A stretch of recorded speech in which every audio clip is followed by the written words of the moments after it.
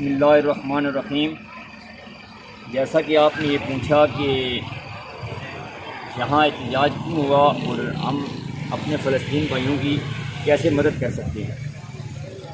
کی بات ایک ہی ہے کہ جب مدد ہوئی کعبے پہ ابابیل کے ذریعے، ٹھیک ہے، وہ دعا تھی حضور صلی اللہ علیہ وسلم کے دادا جان کی، ٹھیک ہے،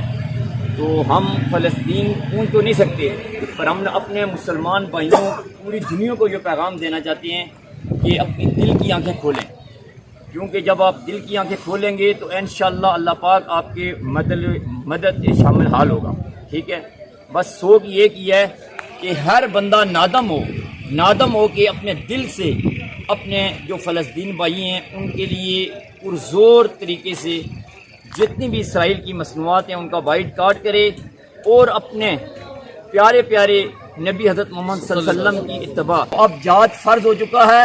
جہاد کے لیے ہر بندہ اپنی اولادوں کو تیار کرے، جس طرح ہم بتاتے ہیں اولادوں کو کہ بچہ یہ چیزیں حرام ہیں، سانپ